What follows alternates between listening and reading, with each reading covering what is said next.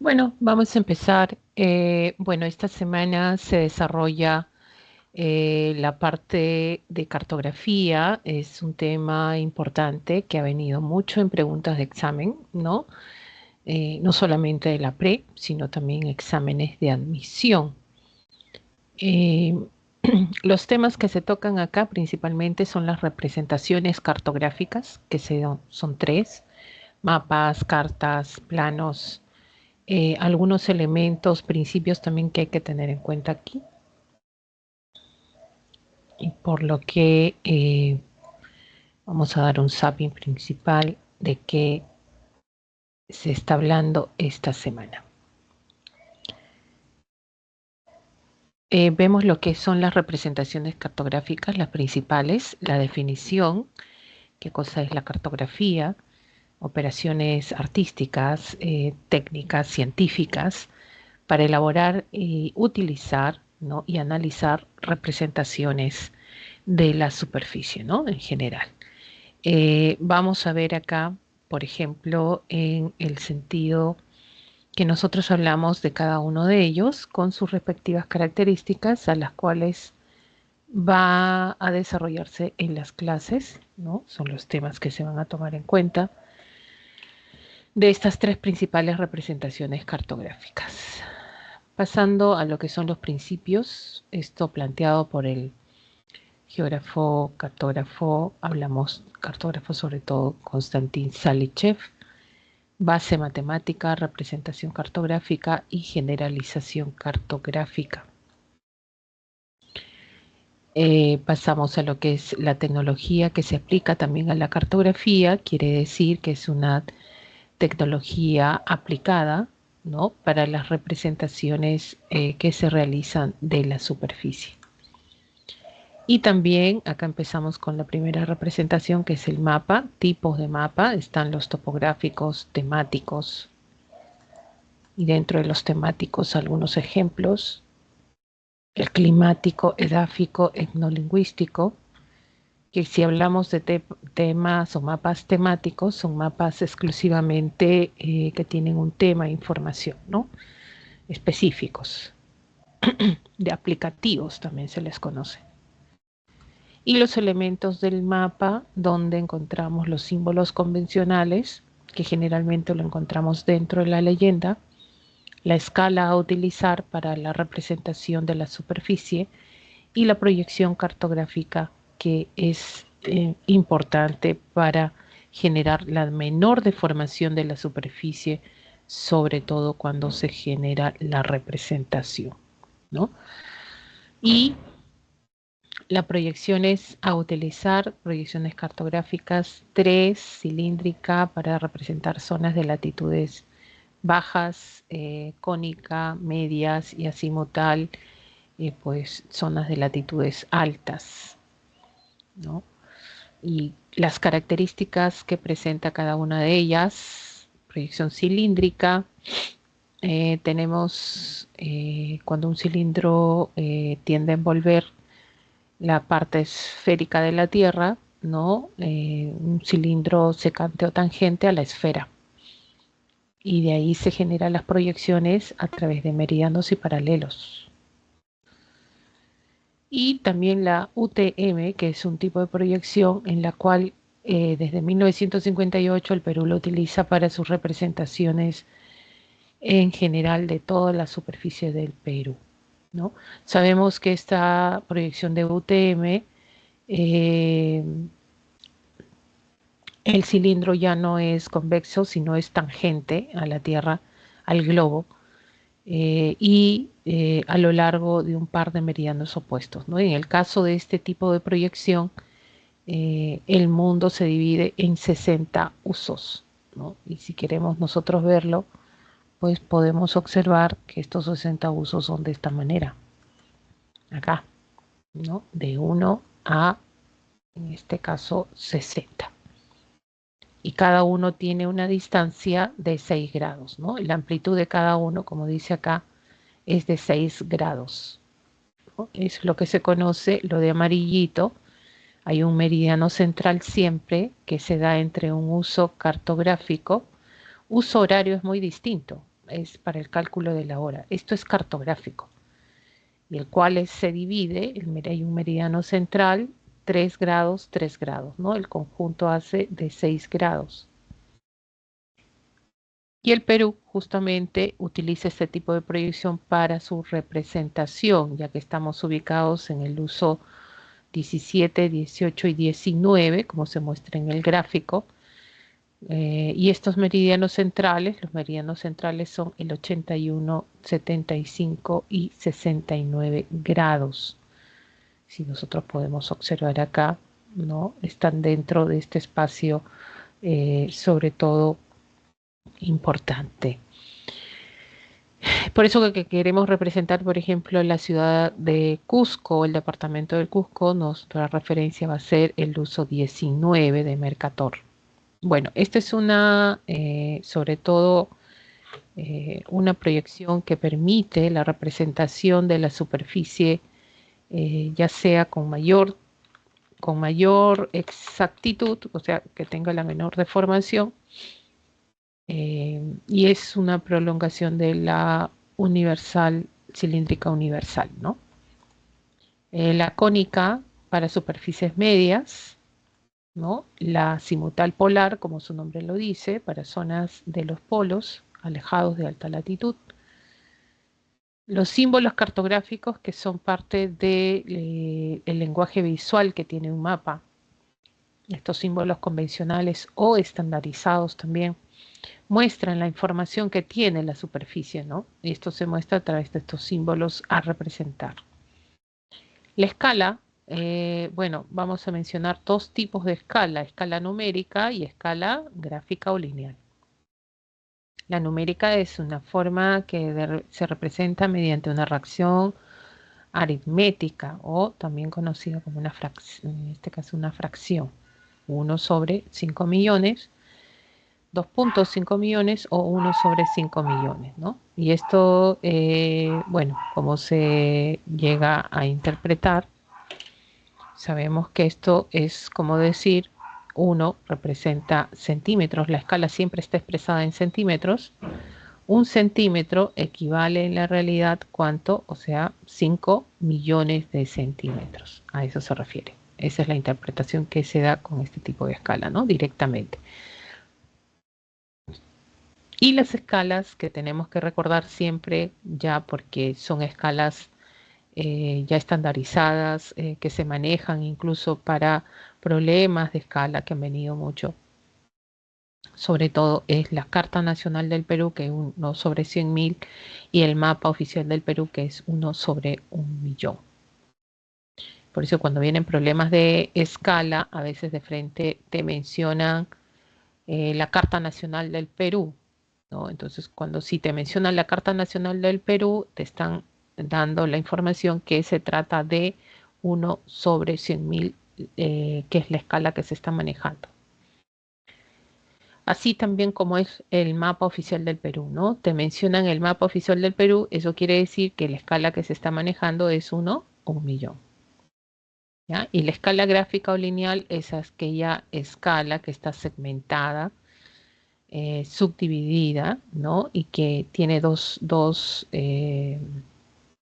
partes, es el talón y es el cuerpo a partir del 0, que se muestra el símbolo sobre todo de inicio del cálculo, ¿no? Del espacio, de la extensión, en la representación de la superficie, ¿no? Esta escala, por ejemplo, nos muestra que es de 40 kilómetros el total.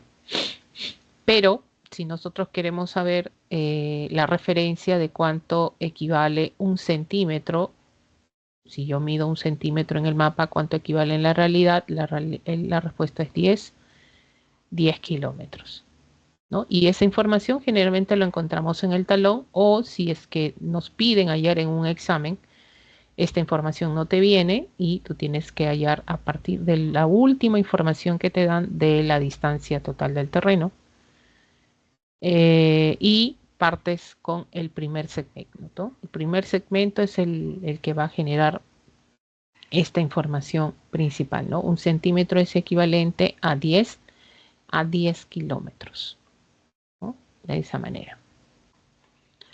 ¿Listo? Entonces, Todo esto se ve en la parte de las clases, donde uno puede también generar, calcular lo que es la escala cartográfica. Este es un tema en el cual, sobre todo,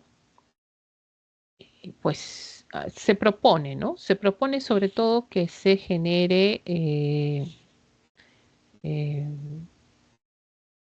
este es un ejemplo de que se puede utilizar este tipo de fórmula, donde 1 sobre x es la escala, ¿no? ¿A qué es igual a qué es igual la escala, ¿no?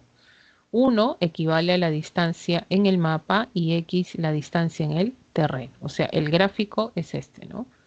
1 sobre, por ejemplo, ¿no? Tenemos acá 100.000. 1, ¿qué cosa es? Esta es la distancia en el mapa. Esto está representado en centímetros.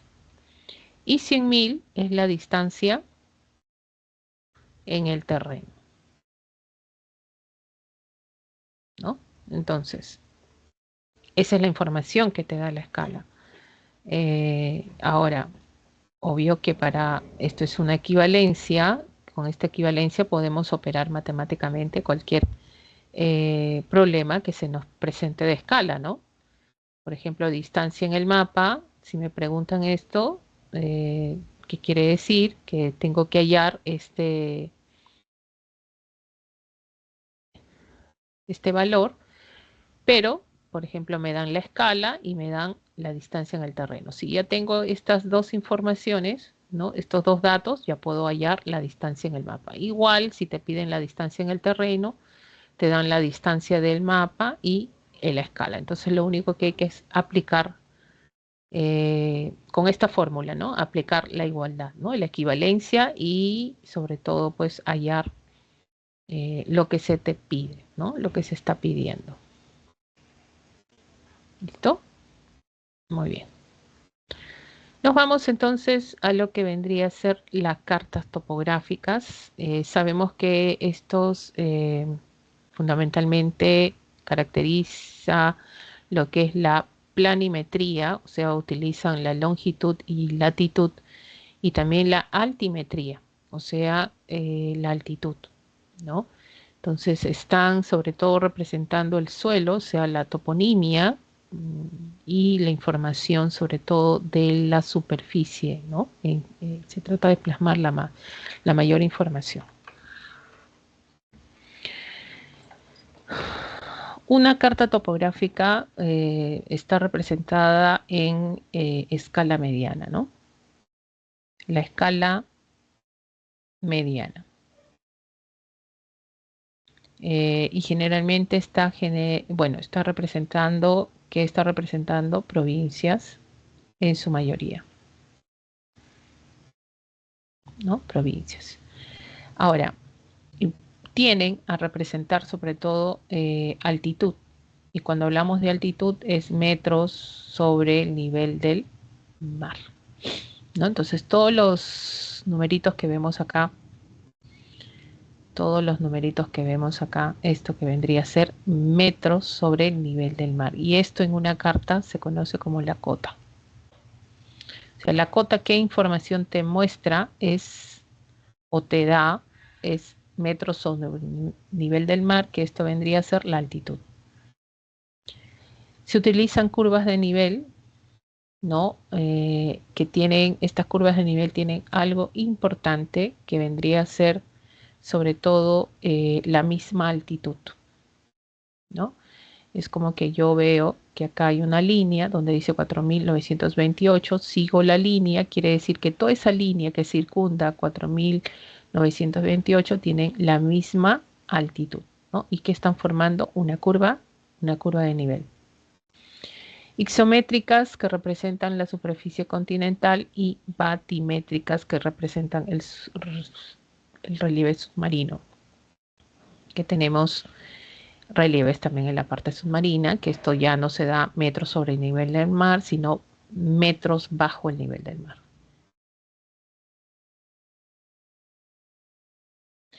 Nos vamos entonces acá, ¿qué es lo que sigue? Propiedades de las curvas de nivel. Esta sí le vamos a mencionar. La equidistancia entre las curvas de nivel sucesivas se elige en función a la carta y de naturaleza del terreno según las pendientes del mismo, ¿no? Entre curva y curva hay un espacio conocido como zona. Hablamos de la equidistancia que existe entre estas líneas o curvas de nivel. Está la cota, que es la altitud, sobre todo. Contienen cotas que el número que en las cartas topográficas representan la altura es un determinado punto geográfico sobre el nivel del mar. La superficie comprendida que separa dos curvas de nivel sucesivas se denomina zona. Ahí está. Esta vendría a ser la zona. ¿Listo? Entre curva y curva encontramos la zona. Dos curvas de nivel cuando pueden cortarse entre sí o coincidir, salvo en el caso de acantilados rocosos. Claro, cuando es más cerca las curvas, porque las curvas guardan una cierta equidistancia, distancia entre curva y curva. Pero ¿qué sucede cuando estas curvas se juntan mucho? Se juntan, se asocian más, ¿no? No tienen una equidistancia que se guarda. Entonces la representación es de una zona abrupta con fuerte pendiente.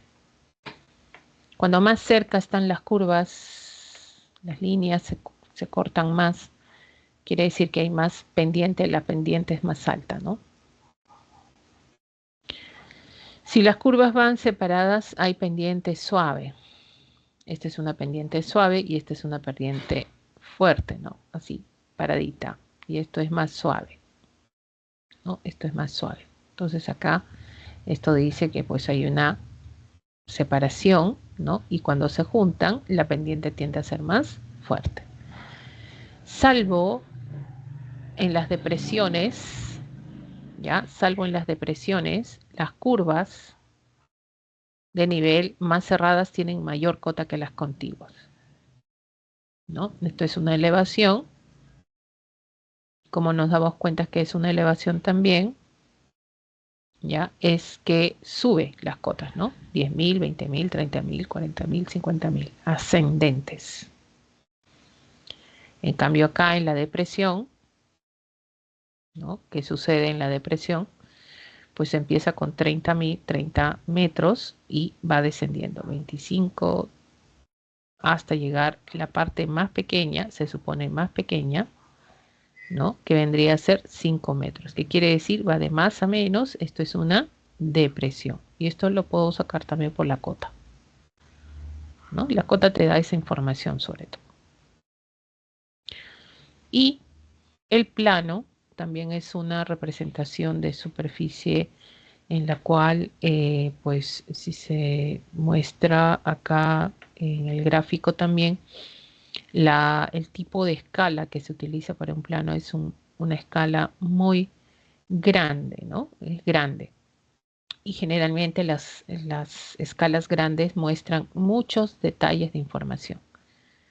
Y si nosotros vemos, esto es la Universidad Nacional Mayor de San Marcos, pues vemos que incluso se ve el estadio, habla de la clínica universitaria, o sea, los detalles de información son más específicos. Las avenidas que circundan, las puertas principales, las facultades, etcétera. Parques, calles, avenidas, ¿no? Y también existen planos topográficos, ¿no? Sabemos que en la zona de San Marcos también existe pues una huaca y pues podemos ubicar curvas de nivel en un plano. Así es, esto vendría a ser planos topográficos, ¿no? Algunos distritos lo tienen, el caso de San Juan del Lurigancho, el caso de La Molina, por ejemplo, ¿no? Es la escala que se utiliza es grande o muy grande. Cuando más grande la escala, pues más detalles de información. Muy bien, ahora sí nos vamos a las preguntas, a resolver las preguntas en un momentito. Vamos a continuar.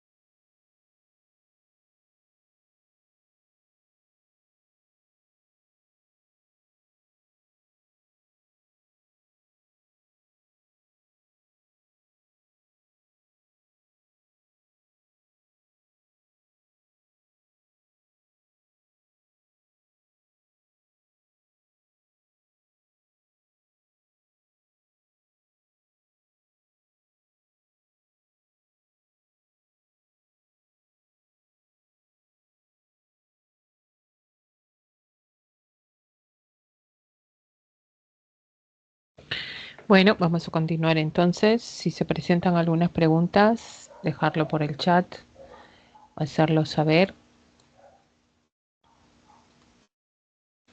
¿Hay alguna consulta que se pueda hacer?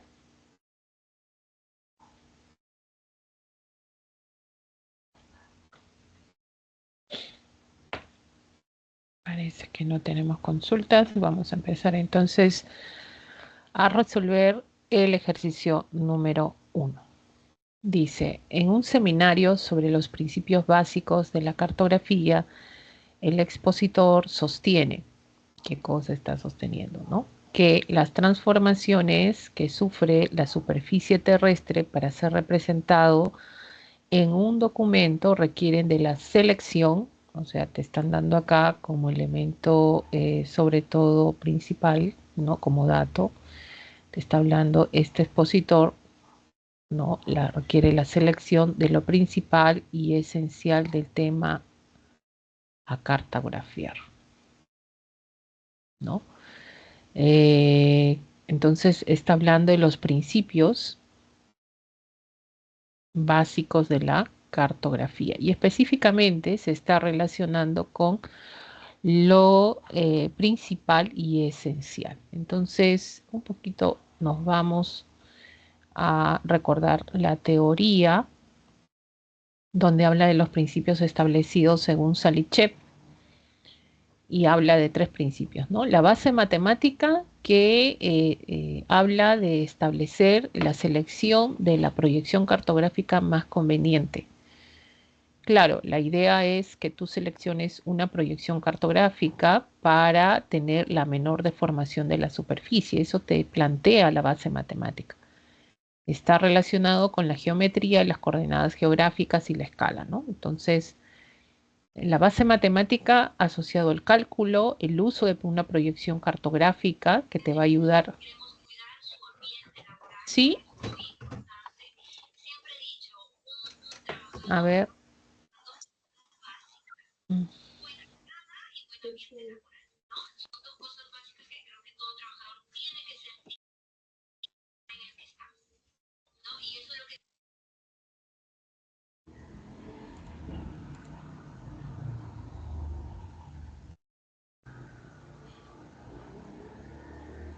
A ver, tenemos inconvenientes por ahí. A ver, vamos entonces. Entonces, volvemos a decir la base matemática, la selección de la proyección cartográfica más conveniente y se relaciona con las coordenadas geográficas y escala. La representación cartográfica, y acá se muestra la leyenda, ¿no? Y dentro de la leyenda encontramos los símbolos convencionales que nos dan, pues, a entender sobre todo la información de la superficie.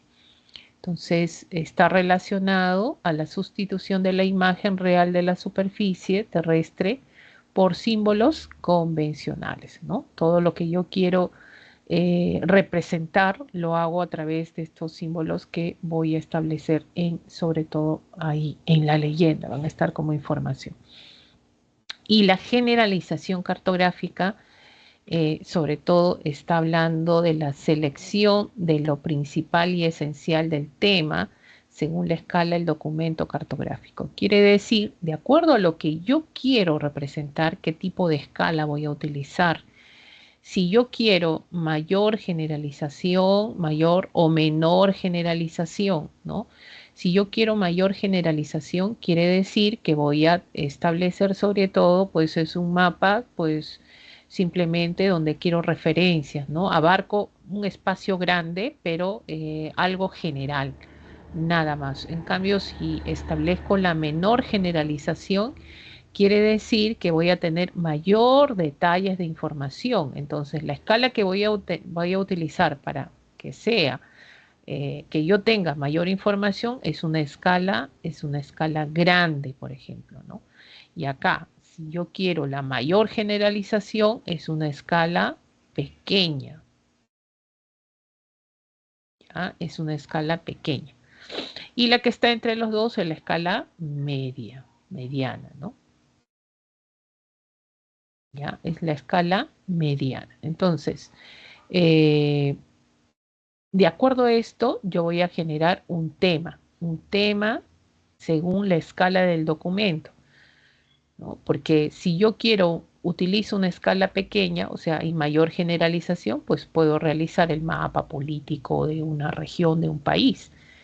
Si quiero una escala grande, entonces lo que yo voy a representar de repente es un plano, ¿no? Un plano donde va a tener mucha información. Si es una escala mediana, pues una provincia, ¿no? Entonces voy a generar sobre todo acá detalles del relieve, de altitud, es lo que quiero representar. Entonces va a depender, hay que tomar en cuenta de lo principal y esencial del tema según la escala del documento cartográfico. ¿Cómo se llama esto? Generalización cartográfica. Y justamente esta pregunta está relacionado a lo que es. Entonces está describiendo lo que es la generalización, ya esto vendría a ser la generalización cartográfica, ¿no? Esto vendría a ser la generalización cartográfica. ¿Listo? Entonces, vamos a ver cuáles son los enunciados correctos referidos a este principio cartográfico. Brinda información complementaria al documento a través de signos, índices, líneas, colores. No, esto está representado a la generalización, ¿no? Entonces, esta es la información y esto no está, esto es con el segundo principio, no con la generalización cartográfica. Permite, ¿ya? Permite representar la extensión terrestre, optando por la proyección de mayor cualidad. Proyección cartográfica es la base, esto es base matemática,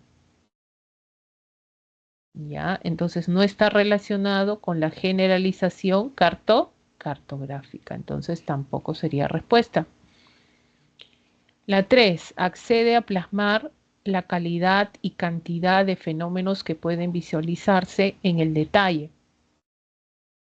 Claro, porque habla de la calidad, habla de la cantidad, de los fenómenos que pueden visualizar, de acuerdo a la escala que va a utilizar. O sea, yo puedo plasmar de acuerdo al tema, de acuerdo, en este caso, al tema, lo esencial, algo importante que yo quiero plasmar, claro que sí, está relacionado con la generalización cartográfica, correcto.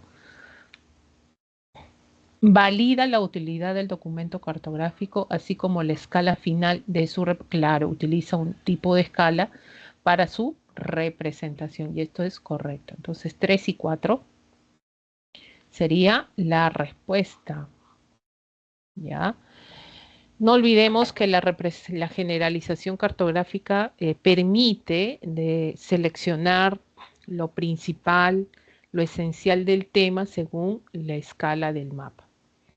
Entonces, este principio, ¿no? Si juntamos la información, depende de la calidad, la cantidad de fenómenos que pueden visualizarse, la información que quieres plasmar, ¿no? Para finalmente establecer la representación y esa representación que tú vas a realizar tenga una utilidad, ¿no? Como documento cartográfico sobre todo. Muy bien. Esta sería la pregunta, el ejercicio número 1. Y nos vamos al ejercicio número 2.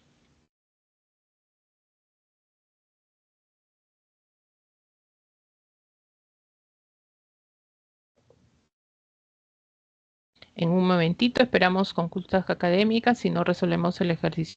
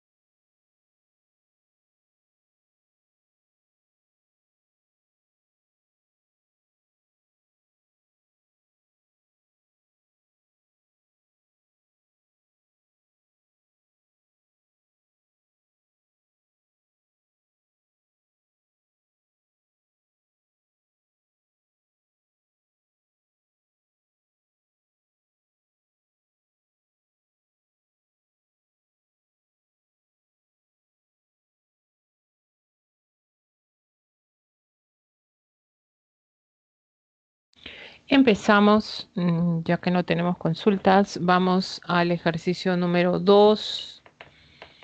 Dice lo siguiente: en nuestro país presenta una superficie heterogénea y compleja, que varía desde medios áridos hasta espacios húmedos y cálidos. Lamentablemente, este panorama está cambiando en los últimos años debido a la salinización, la erosión hídrica, el sobrepastoreo y la contaminación. Ante ello, las autoridades competentes sobre esta problemática deciden obtener información específica sobre la representación cartográfica de los suelos. ¿Cuál es el tipo de mapa que constituye el material básico para gestionar la gestión integral de tierras? Bueno, acá se está presentando sobre todo, hablando en general de los suelos, ¿no? Entonces, el mapa que va a generar un material básico para poder determinar qué tipos de suelos tenemos, ¿no? Uso para poder establecer qué tipos son áridos, qué tipos son uso para tengan uso agrícola, por ejemplo, puedan generar sobre todo pues uso de desarrollo sostenible, ¿no? Eso es lo que se busca finalmente. Entonces, habla de los suelos. Entonces, metalogénico no, porque hablamos de distribución de, ¿no?, de metales, minerales. Tenemos acá el orográfico, está relacionado a la distribución del relieve, ¿no? Está relacionado a montañas, colinas, mesetas, cómo se distribuyen en una superficie. Entonces no va, ¿ya? Crenológico es la distribución de fuentes o aguas termales en la superficie y no habla el tema de eso.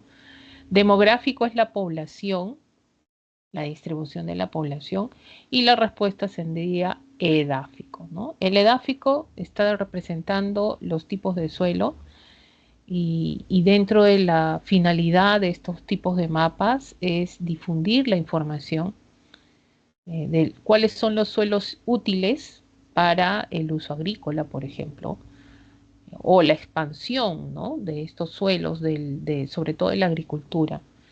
Y es una herramienta que se tiene también como las políticas de desarrollo sostenible. Muy bien. Ese es el ejercicio 2, clave D. Vamos al ejercicio 3 en un momentito, si es que no hay consultas. Vamos a esperar un poquito y si no, resolvemos el ejercicio número 3.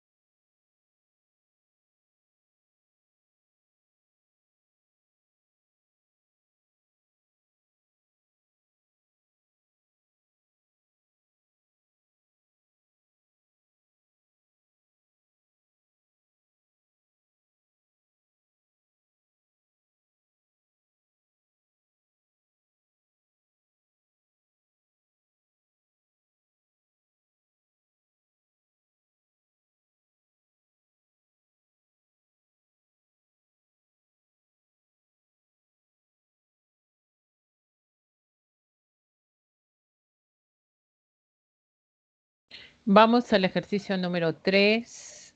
Bueno, en esta oportunidad dice, el sistema esférico de nuestro planeta sufre deformaciones al ser pasado de un sistema plano de meridianos y paralelos, el objetivo de las proyecciones es evitar una mayor deformación, teniendo en cuenta los tipos de proyecciones según su origen, establezca la relación correcta con sus respectivas características.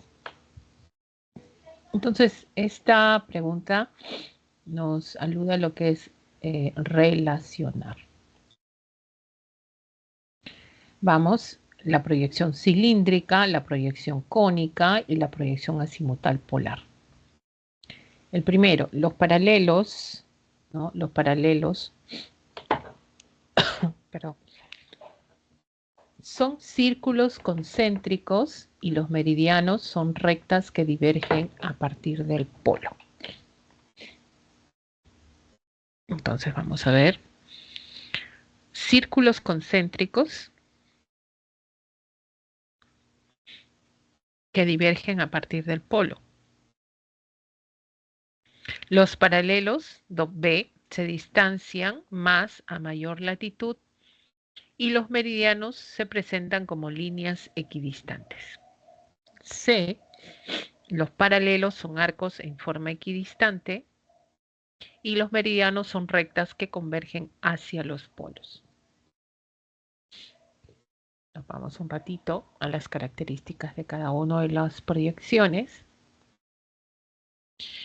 Y si hablamos de la proyección cilíndrica, habla de los meridianos, acá, estos meridianos, son los que no se deforman, ¿ya? Están separados con igual distancia unos con otros. Quienes sí se deforman son los paralelos, o sea, son líneas rectas entre sí dispuestas horizontalmente. Estas son la parte, esta horizontal, esto vendrían a ser los paralelos.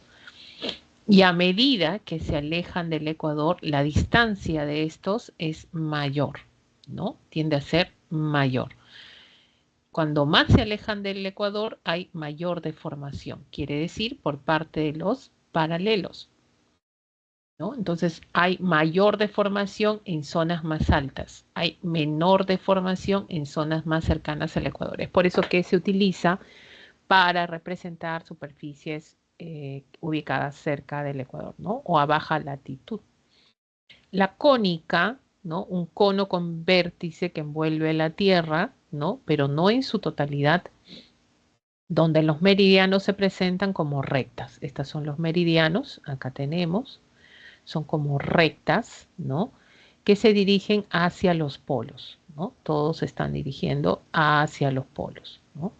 Y los paralelos se distribuyen en forma, estos paralelos se distribuyen en forma equidistante. ¿Ya? Se distribuyen de forma equidistante. Y la proyección azimutal polar, ¿no? Acá los meridianos son como círculos concéntricos. Estos círculos vendrían a ser, perdón, estos círculos vendrían a ser los paralelos. Y estas rectas, ¿ya? Rectas que divergen del polo, esto vendrían a ser los meridianos. Entonces, con esta información nos vamos a la pregunta número 3, donde tenemos que relacionar cuál representa la proyección cilíndrica, cónica y azimutal polar, ¿no?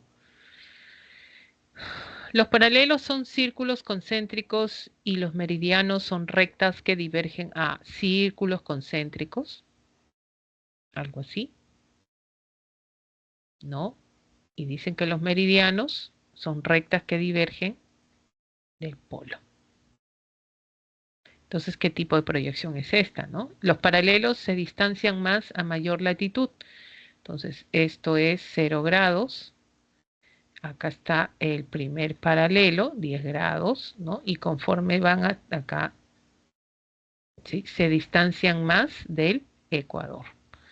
Los paralelos son arcos de forma equidistante y los meridianos son rectas que divergen a los polos. Así, ¿no? El polo y arcos. Entonces, ya con esto ya tenemos la pregunta. Cilíndrica vendría a ser 1, 1B, cónica ya tendríamos 2C y azimutal polar 3A. Clave C, ¿ya? Clave C. Vamos a esperar consultas académicas. Si es que no se presentan, estaremos resolviendo el ejercicio número 4 de esta semana.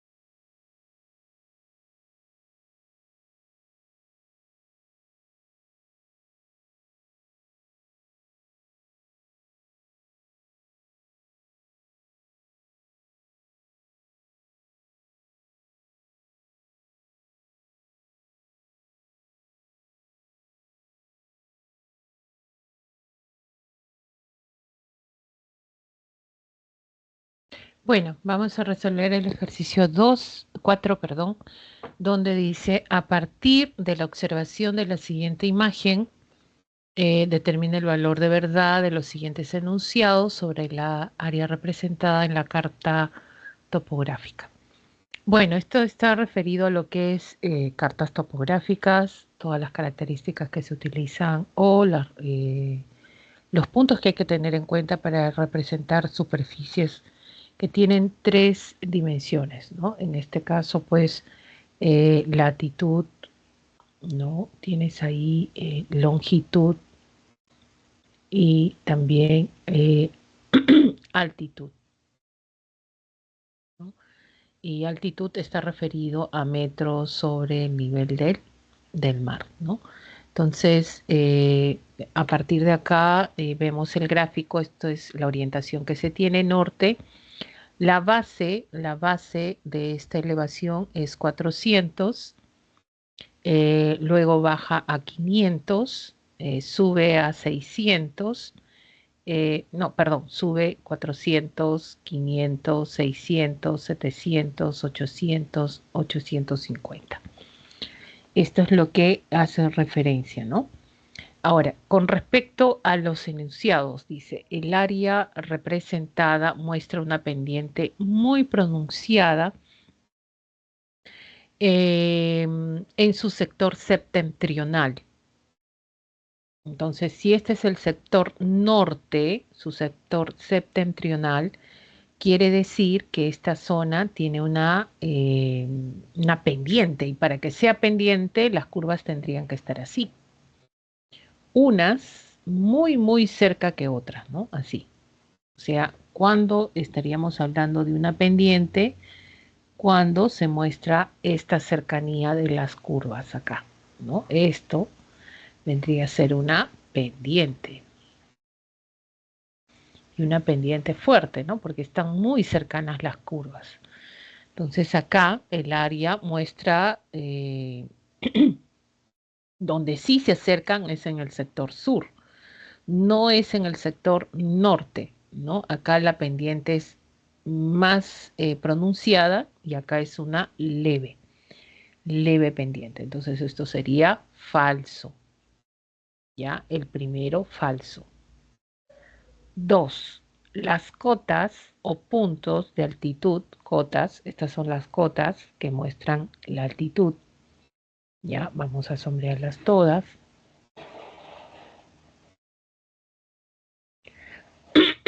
Dice, muestran que el terreno es un relieve ubicado sobre el nivel del mar. Entonces, si yo veo, este es 400, 500, no veo en ningún momento pues que es negativo ni siquiera o que es decreciente, ¿no? Esto es más bien creciente.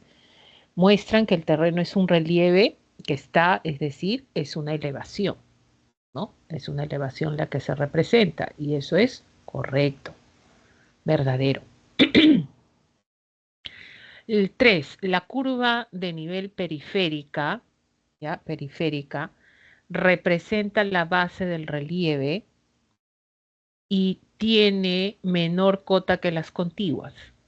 A ver, la periférica quiere decir la que está a los márgenes, que está alejándose del centro.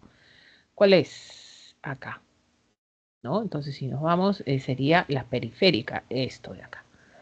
Entonces, estamos hablando de que es la base 400 y dice acá que es la menor cota. Así es la menor cota. Si hablamos de la periférica, esta es la zona de menor cota. ¿Ya? Y eso sería verdadero. Y el 4 dice, el lado sureste, entonces este es sureste, ¿no? De este relieve presenta la menor inclinación. No, acá hay la mayor inclinación. ¿Qué inclinación significa esto, no? Esto es menor y esto es mayor, ¿no? Esto es una suave pendiente y esta es más directa, ¿no? O sea, tiende a tener más caída. Entonces, ¿cuándo sé qué es eso? Cuando las curvas de nivel tienden a, sobre todo, a juntarse más y la zona es más pequeña. Entonces, el lado sureste de este relieve presenta la menor inclinación, no, presenta la mayor inclinación, ¿no? Respecto a las otras del área, ¿no? Las otras sí tienen equidistancia, estas en este sector sobre todo hay más cercanía, ¿no? La zona sureste es lo que te pide, entonces esto sería falso. Entonces tenemos falso, verdadero, verdadero, falso. Clave D. Tenemos las claves de esta semana de geografía.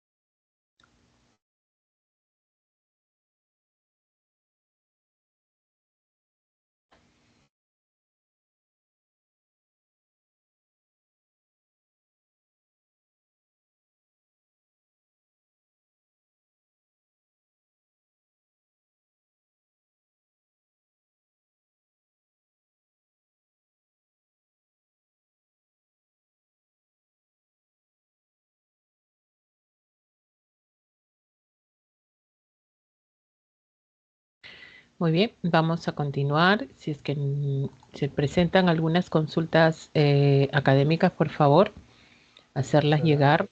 Buenas, ¿qué tal? Buenos Buenas. días. Una consulta y se lo mando por el chat. A ver.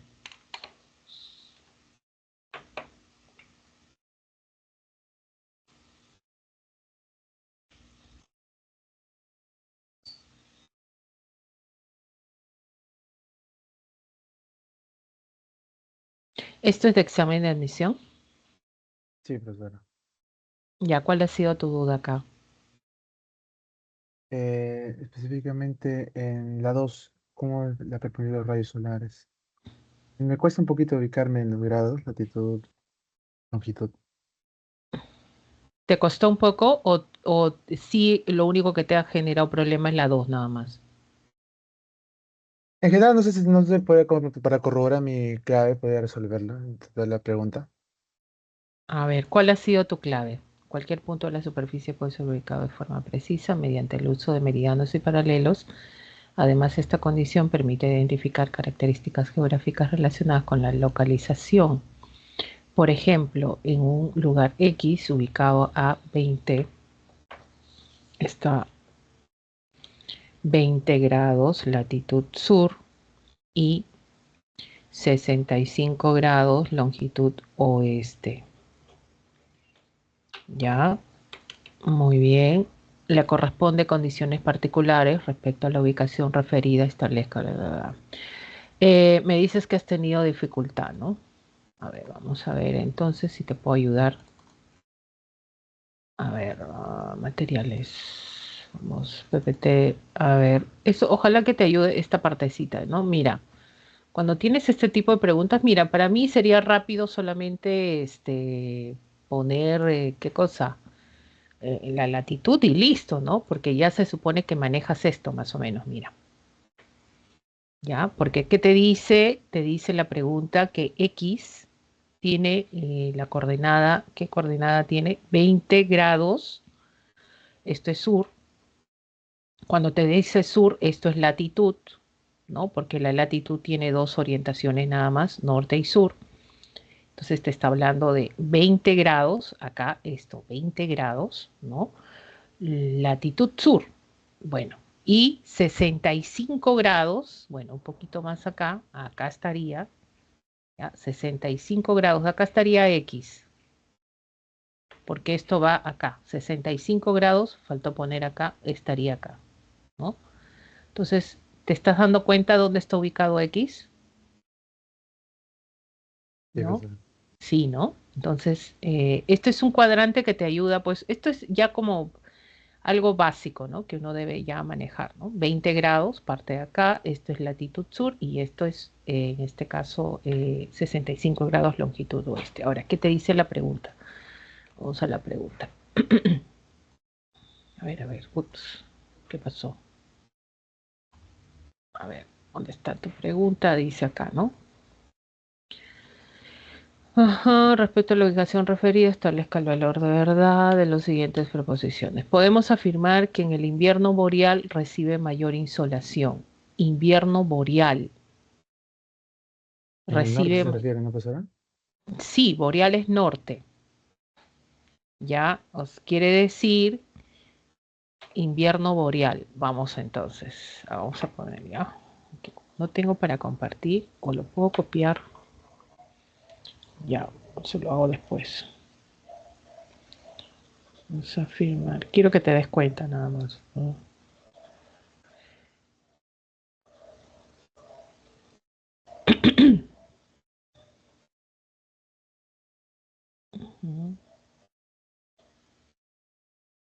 Insolación. A ver, vamos Profesora, entonces. septentrional, ¿él también se refiere a parte norte? Sí, norte.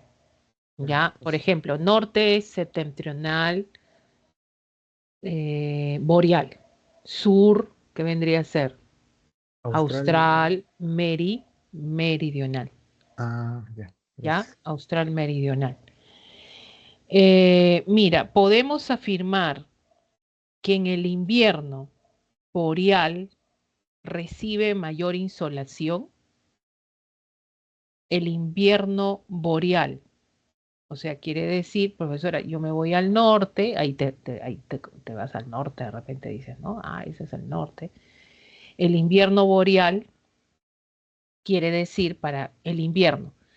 Si este es el invierno, mira, ¿cómo sabemos de las estaciones? Acá tendrías que saber un poco de las estaciones, pues, ¿no? ¿Ya? Las estaciones. Profesora, ¿y eso qué significa? Estaciones, solsticios, por ejemplo, es más específico, ¿no? Los solsticios, ¿ya? ¿Qué sucede? Solsticio solamente hay dos estaciones. ¿Qué estaciones? Verano y invierno. Nada más. Verano, invierno. Ahora, si la pregunta te dice, ¿podemos afirmar que en el invierno boreal, ¿no? Quiere decir que el invierno, ¿cuándo empieza el invierno, por ejemplo? Es el 21 de junio, ¿ya? Quiere decir, ¿no? Invierno boreal, ellos están, a ver, el invierno para nosotros, ajá, verano, a ver, ya me estoy confundiendo, a ver, verano, ¿cuándo empieza nuestro verano para nosotros? Esto es la fecha de nosotros del hemisferio sur. Esto es el 21 de diciembre.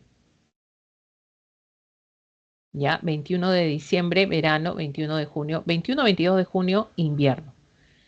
Esto es para el hemisferio sur, ¿no? Esto es para el hemisferio sur. Si te dicen que en el invierno boreal, o sea, en el norte están en invierno, nosotros en qué estaremos en el hemisferio sur. X está en el hemisferio sur, ¿en qué estaremos? En B, Verano. en verano. O sea, lo que te está dando es la información al revés, te está diciendo. Podemos afirmar que en el invierno boreal, claro, es el invierno del norte, ¿ya? Si es el invierno arriba, ¿qué será para nosotros? El verano. ¿Recibe mayor insolación? ¿Eso es correcto o no es correcto? Porque hay más presencia de qué? De luz solar. No te olvides que cuando se produce un solsticio, ¿qué cosa es un solsticio? Cuando los rayos solares inciden de manera perpendicular en los trópicos. Y para que nosotros, hay dos trópicos, ¿cuáles son? Cáncer y Capricornio, ¿no? Cáncer y trópico. Y si estamos en el sur, ¿cuál es nuestro trópico? Capri, Capricornio, ¿ya? Quiere decir que los rayos solares inciden directamente en Capricornio, por eso tenemos verano. Y acá no, pues en el hemisferio norte ya no, ahí están en invierno. Entonces, esta información será verdadera o será falsa, ¿no? Mira, dice, ¿no? Podemos afirmar que en el invierno boreal recibe mayor insolación X, y eso es Verdadero. verdadero, ¿no? Ahora, está próxima a la línea de máxima perpendicularidad de los rayos solares. A ver, está próxima a la línea de máxima perpendicularidad de los... ¿Cuál es la línea que recibe directamente los rayos del sol? O sea, te dice máxima perpendicularidad de los rayos solares. ¿Cuál es esta línea? ¿El Ecuador? El ecuador, pues. Ah, El ecuador. No te olvides, no sé si has visto esto en la semana 1. Ya, mira esto. El ecuador, ¿cómo recibe la radiación solar? ¿Cómo recibe? De manera perpendicular en el ecuador. Los rayos inciden así. Esto por la inclinación del eje de rotación se produce todo esto. En las zonas templadas, ¿cómo llega la luz y el calor? De manera oblicua. Y en la zona de los polos, ¿cómo llega? De manera tangencial. Es por eso que en los polos hace mucho frío, pues, porque no solo roza la luz. O sea, hay presencia de luz en algún tiempo, pero no es que calienta de una manera directa, perpendicular es así, ¿no? 90 grados, ¿no? Entonces, así llegan al Ecuador. Eso es lo que te está preguntando, ya, para no confundirnos. Vamos a ver acá, ya, y regresamos a la pregunta. Entonces dice, podemos afirmar, bueno, esto es verdadero, ¿está próxima a la línea de máxima perpendicularidad, sí o no? ¿Tú qué dices? Profesora, ¿y cómo sé eso? Porque mira, está a 20 grados. ¿Es cerca o no es cerca? sí. Sí, pues, está cerca. Ya, ahí tendríamos verdadero. Por su ubicación presenta condiciones climáticas de mayor latitud. A ver, vamos a ver eso, profesor. A ver, mira. Por la ubicación, está a 20 grados, o sea, está más cerca del Ecuador, ¿ya? Y te dice la pregunta, dice, por su ubicación, presenta condiciones climáticas de mayor latitud. Profesora, ¿cómo es de mayor latitud? De mayor latitud quiere decir que está alejado del Ecuador. Esto es mayor latitud. Menor latitud es cuando está cerca. Esto es menor. Y cuando está alejado es mayor. Ahora, si te habla de mayor latitud, ¿cómo son las temperaturas? ¿Cómo son las temperaturas en las zonas altas? Frías, Yes. frías. Volvemos a la pregunta, hay que nuevamente, por su ubicación, presenta condiciones climáticas de mayor latitud, o sea, está ubicado a 20 grados latitud sur, cerca del Ecuador. ¿Va a tener condiciones de clima de mayor latitud? O sea, que es como si fuera una zona fría. No, eso es Falso. falso. ¿Ya? Es bastante probable que se ubique en el continente sudamericano. A ver, pues vamos a ver, ¿no? A ver, ¿cómo que en el continente sudamericano, profesora? ¿Cómo llego a saber eso, profesora? ¿Cuánto está? ¿A 60 y 65? Y mira, acuérdate, nosotros estamos 70, 75. ¿Está cerca en el continente sudamericano, sí o no? Claro, está. No te olvides que Colombia, Ecuador, está cerca del Ecuador, de la línea ecuatorial también. Está todo en eh, la zona sudamericana. Eso es correcto. Eso es correcto. Y sería Verdadero. verdadero. ¿Hay clave? Sí, ¿no? Verdadero, verdadero, falso, verdadero. Falso, verdadero. La E. Ah, Ese sería la E. sí, sí, sí, pues. Sí, Algo que no gracias, has pues. entendido, dímelo y yo te lo repito, no te preocupes. Ajá. Eh, de eso me quedó claro, profesora, pero en el solsticio, ¿qué se refiere exactamente que mencione que el sol está en el punto más distante de la línea del Ecuador? Mira, mira. ¿Dónde? Esta de acá. No, esa parte, ya me Ya, quedó esa es claro. parte. Si no me mencionó Ya, los ok. solsticios y estaba viendo. No sé si. ¿Ya has tenido tu clase de este tema? Sí, Sí. Mira, pues. pero Mira acá. Mira el gráfico. Lo voy a agrandar un poco. Eh, o bien equinoccios o bien solsticios. Y de frente, ¿ah? ¿qué cosa es un solsticio? Eso lo deberías tener en tu cabecita. Cuando los rayos inciden de manera perpendicular, o sea, los rayos solares, a lo largo del movimiento de traslación, más la inclinación del eje terrestre, ¿no? Los rayos solares en un momento inciden de manera perpendicular en los trópicos. Entonces, cada vez que dicen perpendicularmente en los trópicos, eso se está produciendo un solsticio. Cuando te dice equinoccio, quiere decir que los rayos solares inciden de manera perpendicular, ¿dónde? En el ecuador terrestre. Equinoccio, por eso el ecuador también se conoce como línea equinoccial, porque justamente en esa zona se produce el equinoccio. Círculo máximo de la Tierra, línea equinoccial, ¿no? Y pues es acá donde se producen dos estaciones, ¿no? Lo que es primavera y otoño. Y en los solsticios, verano e invierno, ¿ya? Y eso va a depender sobre todo de dónde te ubiques, o sea, en qué hemisferio estás. Es por eso que las fechas son referenciales, ¿no? 21 de diciembre y 21 de junio. ¿Qué se está produciendo en la Tierra? O sea, en la Tierra hay dos momentos nada más. Hay o bien solsticios o bien equinoccios.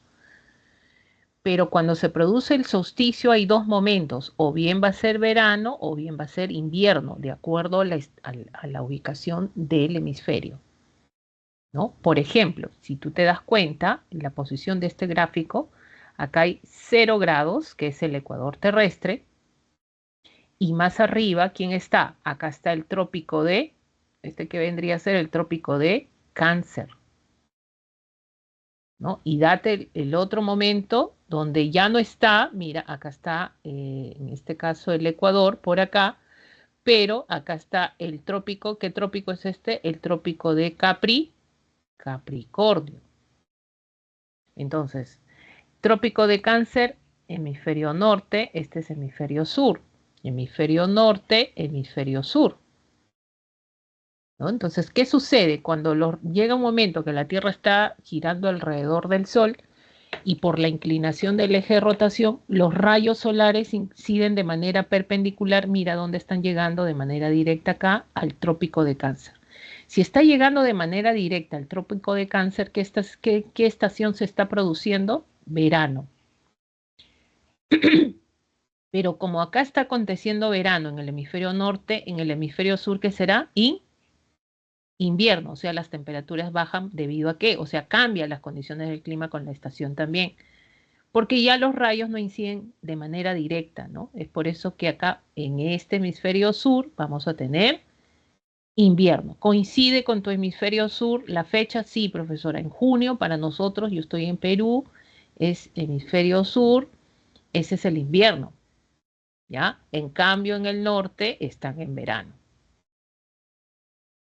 ¿no? Y acá, lo mismo, ¿no? Ahora cambió la posición porque ahora la incidencia de la luz es perpendicular, ¿dónde? En el trópico de Capricornio. Entonces, si es directo en el trópico de Capricornio, ¿qué se está produciendo en el hemisferio sur? Verano. Coincide con el inicio de nuestro verano, mira, 21 de diciembre. Y en el hemisferio norte, ¿qué se está produciendo? Invierno. Entonces, hay dos momentos donde se produce el solsticio. Ahora, los equinoccios es igual, es equidad. O sea, los rayos solares donde inciden, fíjate, en el ecuador. Entonces, de acuerdo a la fecha es que se saca, que se produce, por ejemplo, este es hemisferio norte, este es hemisferio sur, donde en el sur nosotros empieza la primavera, septiembre, y en el hemisferio norte, otoño. En cambio, acá al revés, 21 de marzo, si estamos en el hemisferio sur, ¿no? Que empieza para nosotros el otoño y para los del norte la primavera, ¿no? Entonces, esto es mira, sabiendo todo eso, nosotros podemos responder las preguntas que nos puedan hacer, ¿no? Por ejemplo, una de las preguntas que vino, creo que es de admisión, si no me equivoco, o le he visto en algún momento la pregunta, no me acuerdo, pero lo que me has presentado la anterior pregunta, ¿no? Por ejemplo, una clásica también que es, ¿no? Profesora, a mí nunca me han enseñado eso, ¿cómo que no? O sea, te han explicado, pero de repente como que uno como dice, "Oh, yo no puedo con esta pregunta, ¿no? Es solo razonar. Entonces siempre yo aconsejo, cuando te vengan este tipo de preguntas acerca de estaciones, que se está produciendo, ¿no? Los solsticios, te hablan de equinoccios, hay que guiarnos de nosotros, Perú. Perú, ¿dónde estamos? Hemisferio sur. O sea, guíate de tus estaciones, ¿no? Por ejemplo, para ti, ¿cuándo empieza el verano? ¿Y verano qué cosa es? Es un solsticio. Si tú estás 24 de diciembre, diciembre para ti, ¿qué es? Verano. El otro hemisferio, ¿qué será? Invierno, ¿no? Es una forma también de generar, pues, contraponer, porque mira, te ponen ahí la ciudad de Washington o Lima, 24 de diciembre. Esa misma fecha, ¿qué estación tendrá la ciudad de Washington? Mira cómo te lo dicen, ¿no? Te dan la fecha de Lima, ¿ya? Pero te dicen qué estación tendrá la ciudad de Washington con esa misma fecha. Entonces, si Lima es 24 de diciembre, es verano, entonces Washington, ¿qué tendrá? No va a ser primavera ni otoño, pues. Los solsticios, o bien son verano. Ahora, si tú ya tienes verano, ¿qué será Washington? Invierno. Entonces, una forma también de establecer y sacar información y sobre todo el razonamiento que se debe tener, ¿no? A partir de acá. Que esto no sé si lo explican, pero es básico, ¿no? Esto es básico, sobre todo. Si tienes alguna otra consulta, Todo claro, profesora, muchas gracias. ya no hay de qué, no hay de qué. Ya, si tienen alguna otra consulta, por favor me hacen llegar las consultas académicas. En un momentito continuamos. Pueden dejarlo en el chat o también utilizar el audio.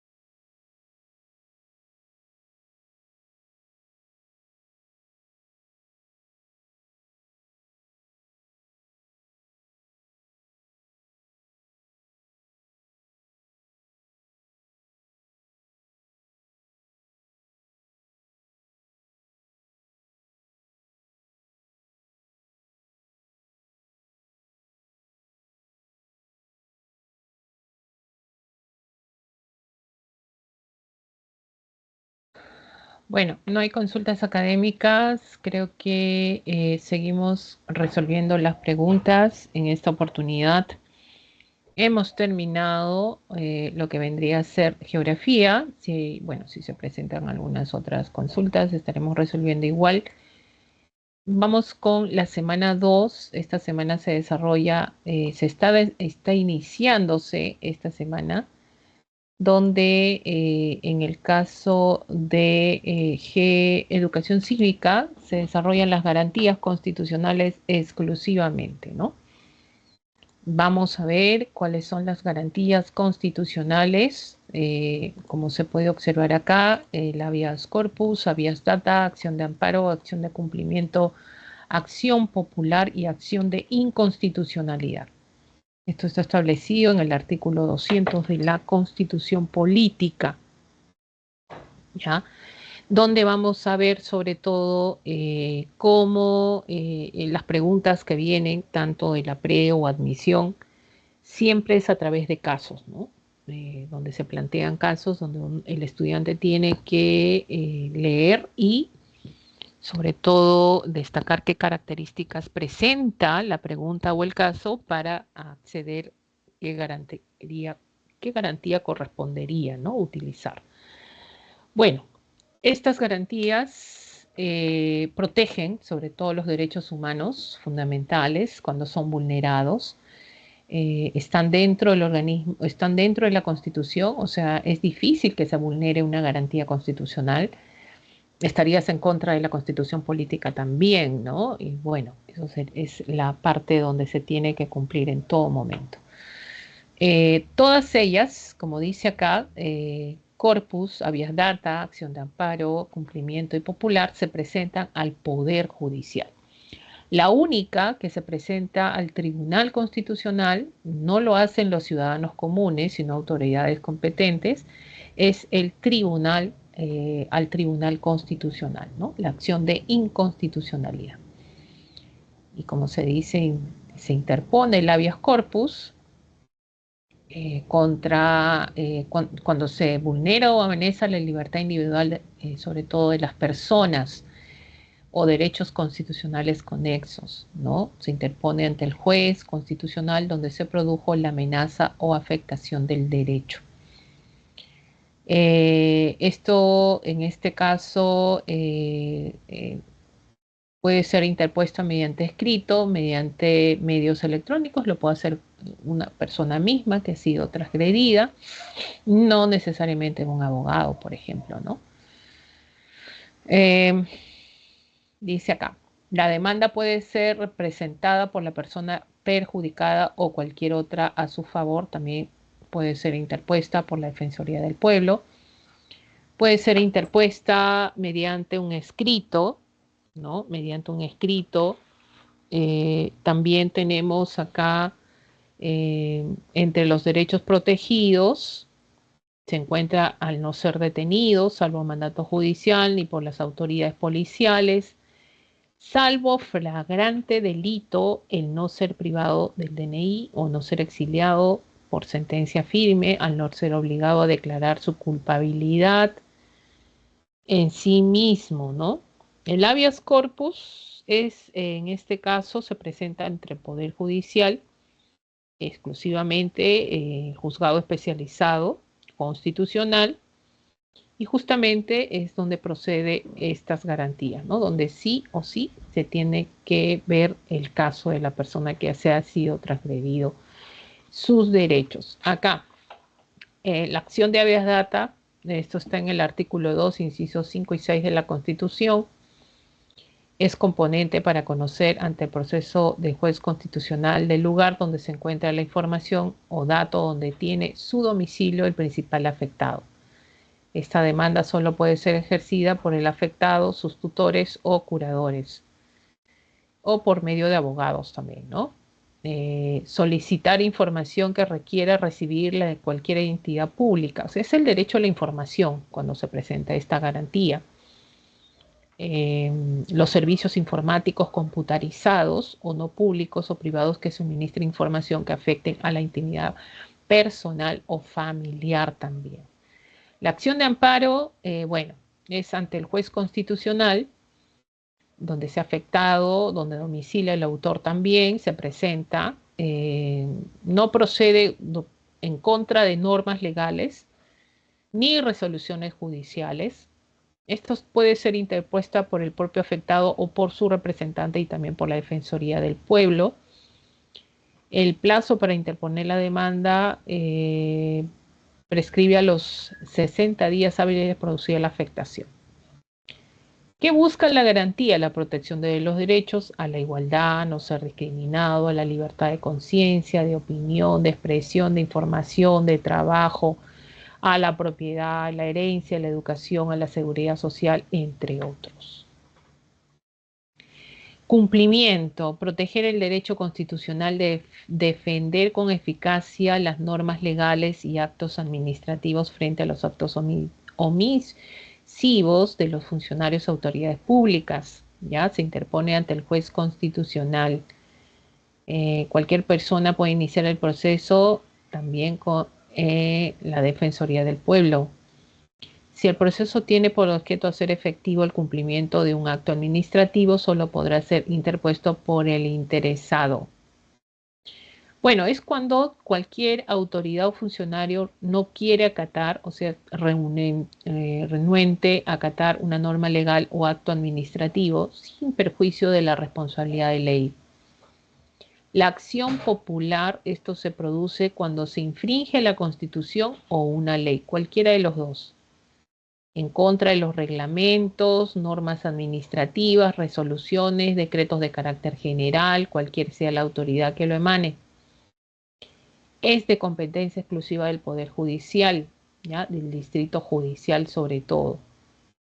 Cualquier persona puede plantear la demanda, no se requiere acreditar, sustentar un interés propio particular. Constituye un proceso de control normativo que tiene por objeto proteger jurídicamente la primacía de la Constitución y la ley. Interpone una acción popular contra resolución que ordena audiencias presenciales como regla. Interpone la acción popular contra la resolución que ordena que audiencias sean presenciales en algunos casos, ¿no? Acción de inconstitucionalidad es cuando procede contra las normas que tienen rango de ley, decretos legislativos, decretos de urgencia, tratados, reglamentos del Congreso, normas regionales de carácter general, ordenanzas municipales que contravengan la Constitución, ya sea de forma o de fondo. Presentan la demanda de inconstitucionalidad ante el TC en contra de la ley antiforestal impulsada por el Congreso. Bueno, sabemos que esto es una ley que va en contra de nuestros recursos propios. Bueno, la Constitución dice que hay que proteger nuestros recursos, el Estado tiene la primacía de todo eso y parece que hay una transgresión. Esto se tramita al Tribunal Constitucional, puede ser interpuesta por el Presidente de la República, Fiscal de la Nación, Presidente del Poder Judicial, Defensor del Pueblo, o también el 25% del número legal de congresistas, o 5.000 ciudadanos si es ordenanza municipal, solo el 1% sin exceder lo anterior.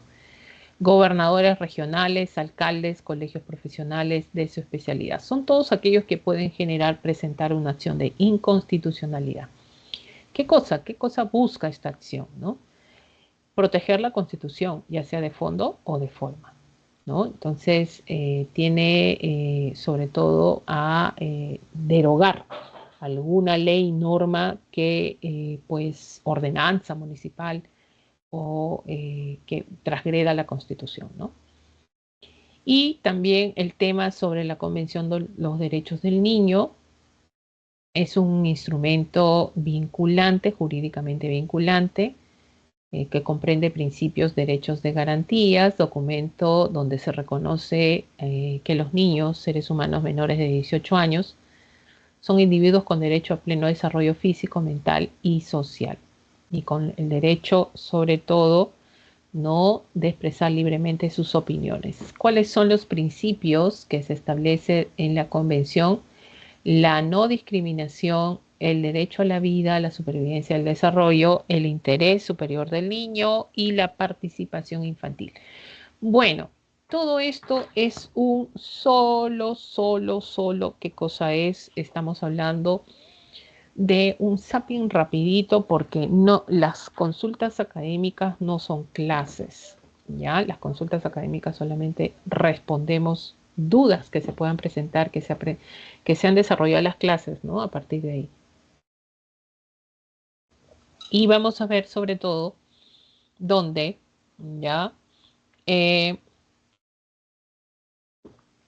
Tenemos, ¿ya? Donde vamos a tener que las clases tengan a desarrollar sus clases, estudio y algo que se les presente como dudas, despejar dudas. Tenemos las consultas académicas. ¿Listo? Bueno, vamos a empezar con el ejercicio número 1. Un momentito, por favor, ¿ya? empezamos con el ejercicio número 1.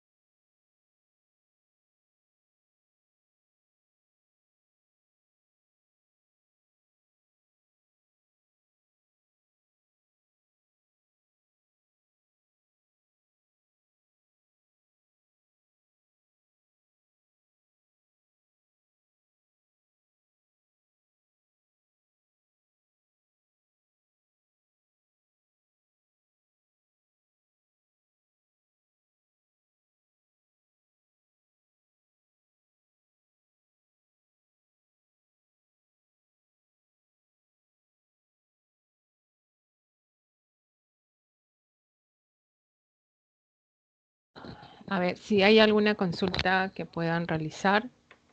Profesora, buenos días. Hola, ¿qué tal? Buenos días. Le envío una pregunta, profesora, por el chat. A ver. Quería que me explique la proposición 1 y 3, porque creo que es falso, esos dos. Uh-huh. Uh-huh.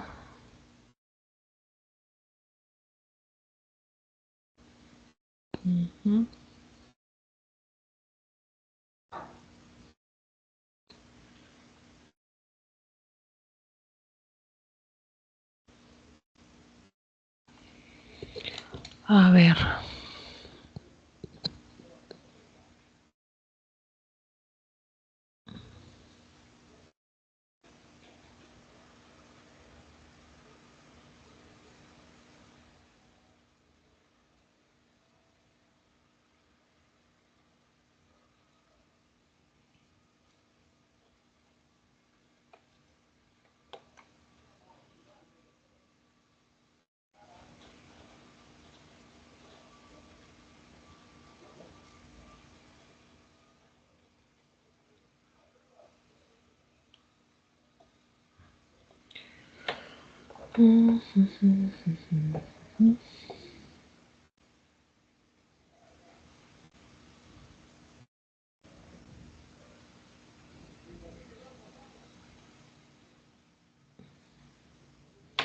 Ya, ¿cuál es tu...?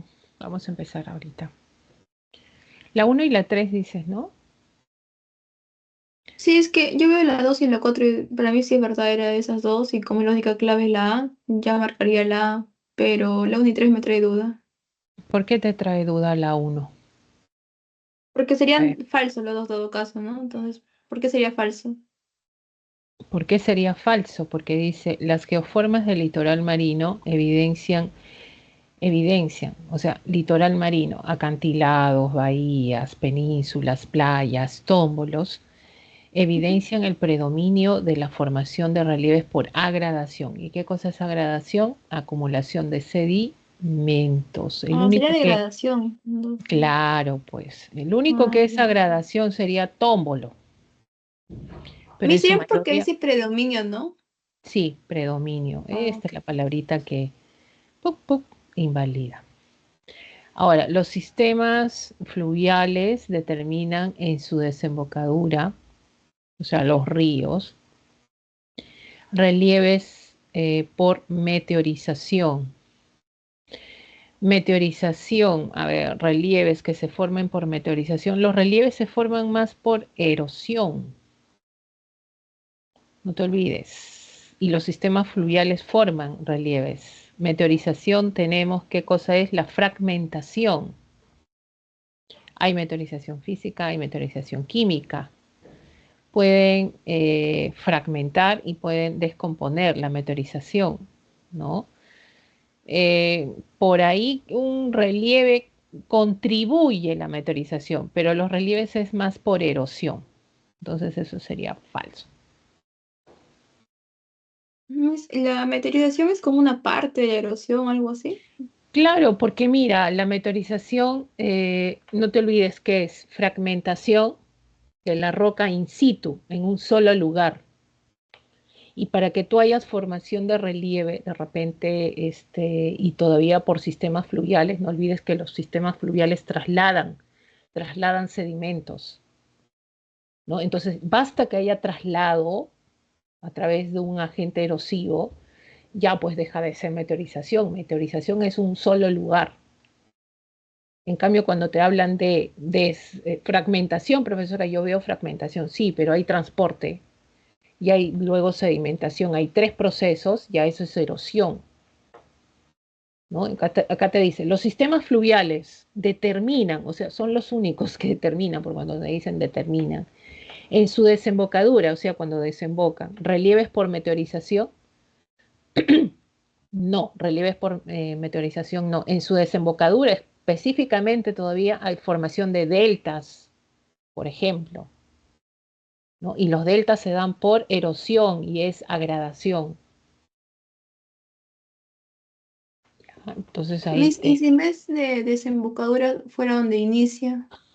de inicia de repente, de donde nace, ¿no? Porque ahí se Ujú. produce la fragmentación. Pero acá sabes cómo lo invalidas. ¿Por qué? Porque te habla de los ríos y los ríos son erosivos, transportan, pues. Cuando te ponen ríos, cuando te ponen hielo, cuando te ponen lluvia, cuando te ponen, ¿qué son? Agentes geológicos que generan erosión. Por eso hay erosión eólica, erosión fluvial, erosión, en este caso kárstica, ¿no? Entonces, eso ya es erosión, ¿no? Ahora, ¿cuándo sería meteorización? Cuando te hablan de un agente en un solo lugar. O sea, ya te hablan de la temperatura, te hablan del agua, de repente, el hielo, pero en un solo lugar. Y te hablan específicamente de una roca que se está descomponiendo, que genera un color característico, ¿no? Que está en un solo espacio. En cambio, cuando te mencionan ríos, ya los ríos transportan, pues. Los ríos acarrean sedimentos. Entonces eso ya es meteorización, ya de frente, meteorización, erosión, perdón, ya no es meteorización. Gracias, Miss, quedó claro. Ya, sí, sí, está correcto tu razonamiento. ¿Ah? Muy bien, listo. Vamos entonces. Muy bien, muy bien. Ah, ya estás agarrando la línea de Sayumi, ¿ah? Estás razonando adecuadamente. Estás ya agarrando la batuta. A ver, vamos entonces, en un ratito nos toca lo que Miss, es... disculpe, yo me retiro porque tengo clase, por si acaso. Ya, claro, es importante también. Todos los días es algo distinto. Hay que aprender, hay que aprender. Vamos, entonces tenemos a resolver, nos vamos a ver lo que es ejercicio número 1.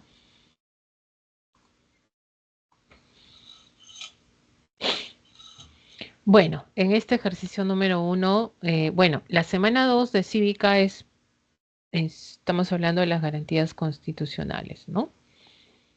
Entonces vamos a ver acá, dice el ejercicio número 1, dice, ¿no? Un ex trabajador mediante carta notarial exige a una municipalidad distrital de Lima metropolitana que le abone la suma de 5.600 pendientes, ¿no? De pago por compensación de tiempo de servicios, así como intereses legales ordenado tras un proceso judicial. A pesar de agotar el pedido de pago por la vía administrativa, la entidad pública muestra renuencia ante el pedido del demandante. ¿Qué garantía constitucional procede ante esta situación? ¿No? Bueno, acá se habla de este ex trabajador, hay una carta notarial, que exige a una municipalidad, o sea, una entidad, en este caso importante del Estado, ¿no? De la zona distrital de Lima, que le abone la suma de 5.600 pendientes del pago de compensación por tiempo de servicio. Entonces, es un servicio que este trabajador ha dado a la municipalidad, así como intereses legados ordenado tras un proceso judicial, ¿no? ¿Listo? A ver, un ratito.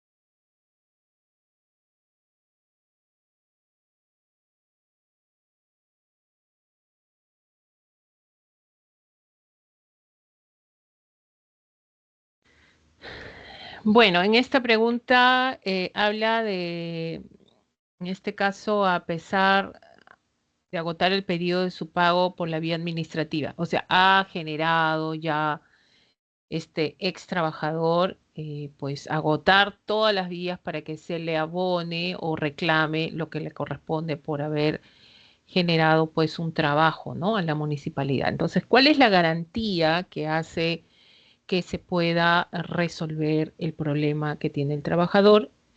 Habeas corpus no, acción de amparo tampoco, aunque tendríamos que ver, profesora, tiene derecho pues al servicio, pero acá el caso presenta que él quiere que se le abone algo pendiente, o sea, hay algo legal de por medio, y por eso ha establecido sobre todo pues el poder ver la manera que de una vez la municipalidad le pague, ¿no? Entonces, que cumpla, ¿no? Algo así. Y justamente la clave es acción de cumplimiento, ¿no? Entonces, la acción de cumplimiento es contra cualquier autoridad, o sea, se presenta esto contra cualquier autoridad, funcionario que no quiere acatar algo que es ya normado, es algo legal y en este caso pues administrativo, ¿no? Entonces permite que tus derechos no se vulneren. Entonces, en este caso vendría a ser un acto administrativo por lo cual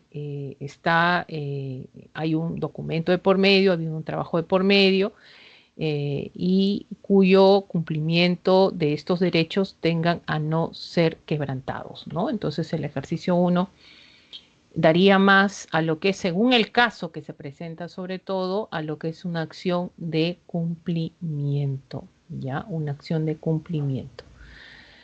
Bueno, vamos al ejercicio número 2 en un momentito, si es que no se presentan consultas académicas.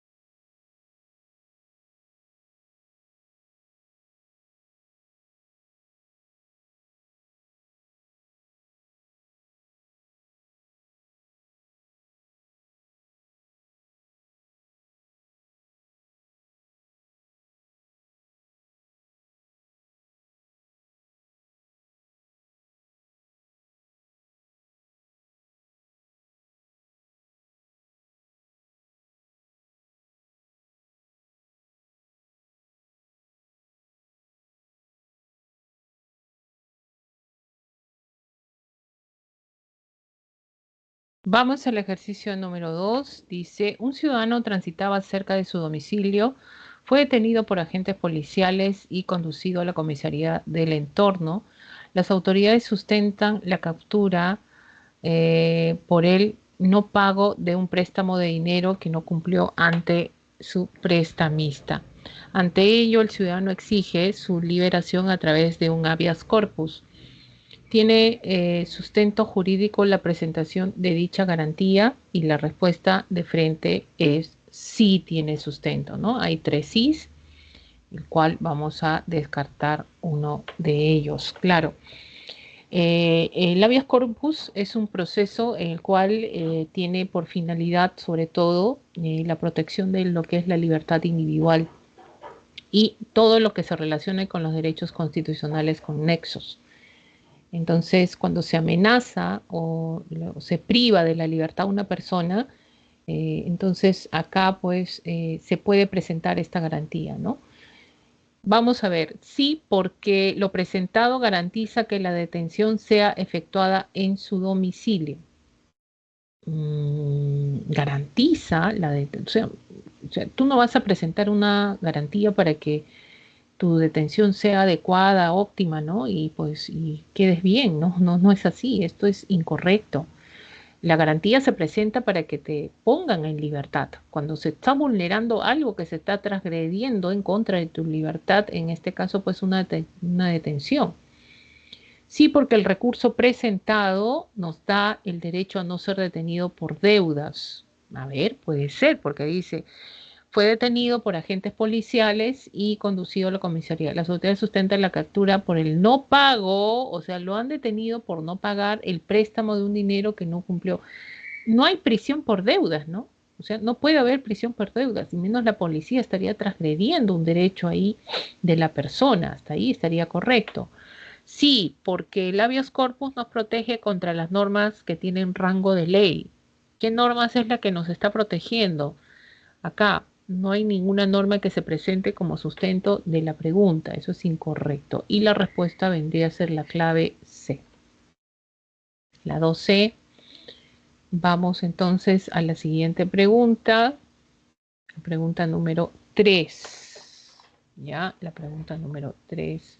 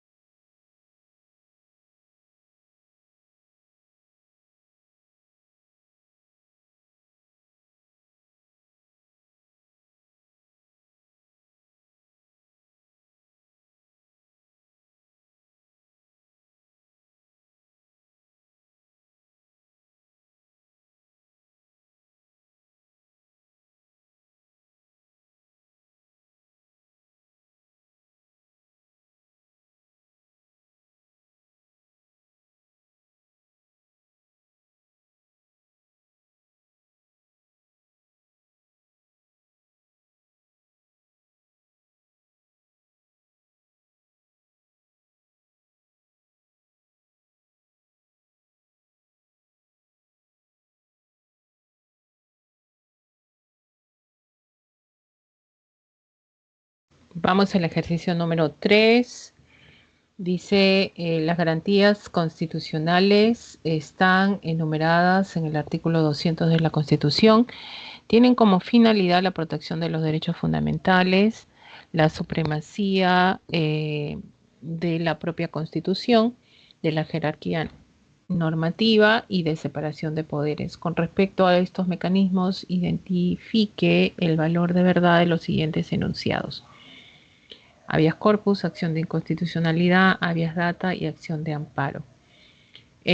Vamos el primero, dice, el habeas corpus lo conoce el Poder Judicial y el recurso en demanda puede llegar hasta el Tribunal Constitucional, y eso es verdadero, claro, porque cuando el Poder Judicial te niega, en el juzgado especializado te niega, el juzgado especializado constitucional te niega el habeas corpus, tú puedes optar por última y definitiva instancia al Tribunal Constitucional. Eso es correcto, ¿no?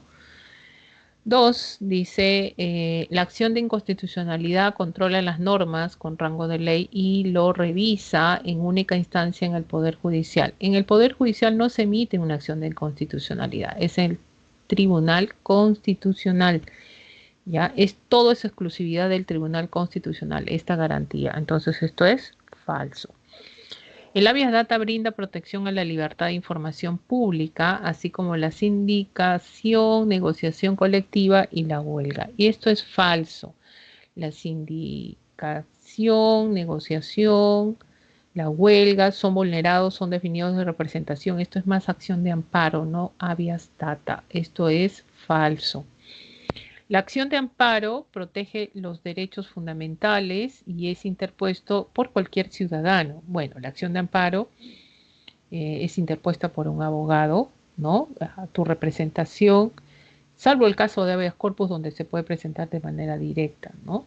Derechos fundamentales, claro, pero acá falta especificar, pero derechos que no se contempla en el habeas corpus ni habeas data, todos los demás derechos lo protege la acción de amparo, por ejemplo, ¿no? Esto es falso, entonces tendríamos la clave E.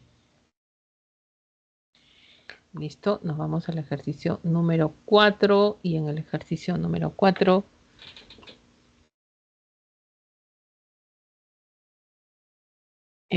vamos, establezca la relación correcta entre los principios fundamentales de la Convención sobre los Derechos del Niño. Vamos a ver cuál es lo correcto. Tenemos la no discriminación. Dice, pero vamos a leer y conforme vamos leyendo vamos dando la solución, ¿no? Trata sobre el intercambio de información y el debate entre niños y adultos a partir del respeto mutuo en un entorno que facilite la libertad de expresión. Entonces, esto vendría a ser con la participación infantil. 3A. Reconoce que la seguridad social, salud, alimentación adecuada y calidad de vida en un entorno saludable y seguro, la educación y el ocio y el juego son todos los derechos relevantes para asegurar el desarrollo saludable de cualquier niño. ¿Listo? Y esto está referido al 4. 4B. Derecho a la vida, la supervivencia y el desarrollo. Establece que los niños en cualquier situación, en cualquier momento, en cualquier lugar, tienen el mismo derecho a desarrollar su pleno potencial, ¿no? Y esto sería, pues, 1C, no a la discriminación. Y 4, el interés superior del niño aplicado a todas las medidas y decisiones relacionados, sobre todo, ¿no? Con los niños que reclaman medidas activas para respetar sus derechos y fomentar su supervivencia, crecimiento y bienestar como niños. Entonces, 1C, 2D, 3A, 4B. Clave B. Estas serían las respuestas a lo que son los ejercicios de esta semana. Semana 2, Educación Cívica, 24.2. Ejercicio 1, 2, 3 y 4 D, C, E y B. Las claves de esta semana 2.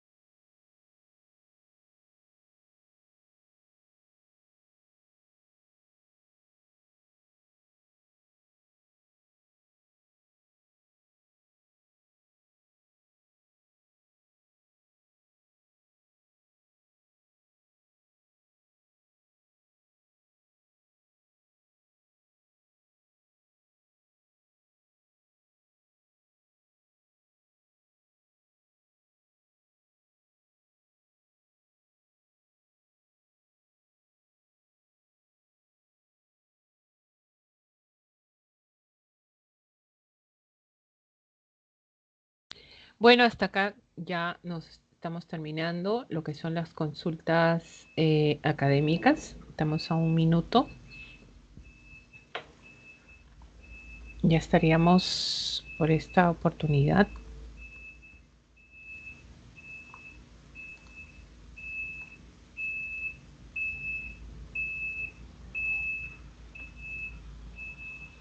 Y nos estaríamos viendo, esperando la próxima semana, ¿no? Dejamos de compartir. Muy buenas tardes ya. Y terminamos las consultas académicas en el caso de Geografía y Educación Cívica.